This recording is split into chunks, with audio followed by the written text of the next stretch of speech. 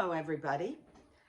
I'm sure by now you had finished part three that talked about contacts and making contact with people. And this video, I'm going to talk about your grand opening. But the first thing I have to cover is how to approach those people that are on your list. And now that you got your cards kind of ready and everything, how you're going to approach them. What are you going to say? So there are some phrases to keep in mind. And one of them has to be, I don't know if this is for you or not, but I would really like you to be here to attend my grand opening that's going to be online in the Zoom meeting room, only going to last a half hour. It'll give you an idea of what I'm doing. And also, I really would like to have you there so that I can hear what you think and have your opinion of what you like about it and what you think that would be beneficial for you. So, and I thought it, or you could add in, I thought of you because I know you're interested in the environment and are concerned about that. And they make fantastic environmentally friendly products. So, why don't you join us and then you give them the date and time and you send them a reminder, a invitation. So all of these, this is one of the ways to approach. And I love the phrase, I don't know if this would be for you or not, because that gives them the out and lets them know that we're still going to love them as our good friends, even if they're not interested. And that's probably the biggest challenge for many of us. We see the needs and we just want to shower them with information. And it's not going to work because people start to back off if they feel that they're being pushed into a particular direction.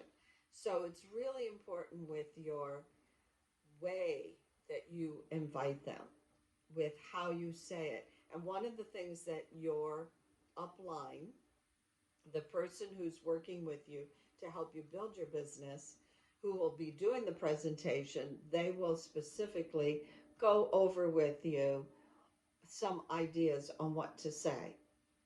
Now, a grand opening, a couple of things that it consists of. One, we each share our story. So you'll have your story, and I'll share my story if I'm the person that's doing the presenting. But you want to share your story, and you want to keep it short and to the point. And it's like, a story where you're just sharing about, hey, listen, I don't, this is what happened to me. I found fingernail polish on the middle of the floor on the carpet on the middle of the floor in my daughter's bedroom, and I got really upset. And I had this product called Basic H that I really didn't understand all the ways I could use it. So I called the person who sold it to me because I'd rather talk to her than spend my time walking down the aisle and buying a whole bunch of things and spending a lot of money on stuff that might not work. And she said to me, she says, it took tar from my carpet. So it took out a little bit of color though, Carol. And I said, hey, red fingernail polish in the middle of in the middle of the room on the carpet, it's got to go. I'd rather have a little fadey spot of color than red fingernail polish. And so the bottom line was the Basic H took the fingernail polish out. So that that is one of the things that is a story. You share a story. And that's why you invited everybody to take a look because you fell in love with these products.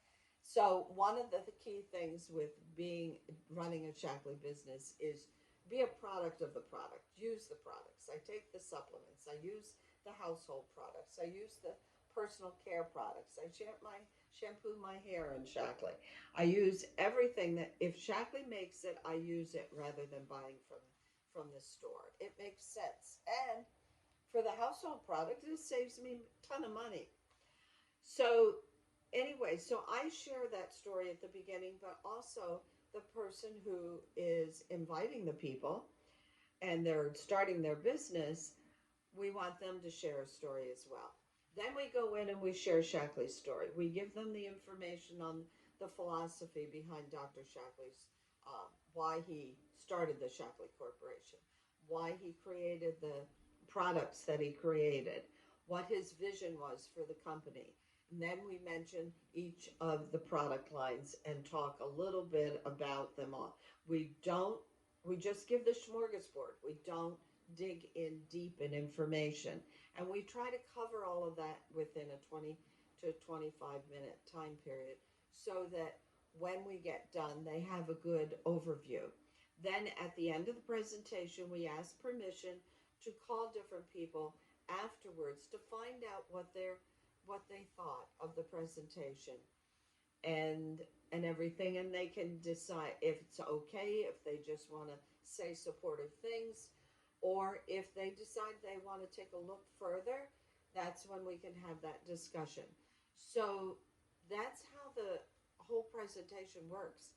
And yeah, you can do it in 20, 25 minutes and then spend the next hour on the phone with a few of the people that would be available to ask them what they thought, get their opinion, see if there was something there that would be of interest to them.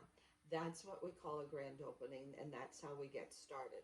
And I tell you, for my first grand opening, I wasn't there. My son got a fishhook stuck in his leg in the middle of the presentation. I left, and my upline did all the clothes, and that was an in-person one. So she did all the clothes, and then all these people decided to join me. It was really fantastic, but I wasn't there. Anyways, so everybody have a great day.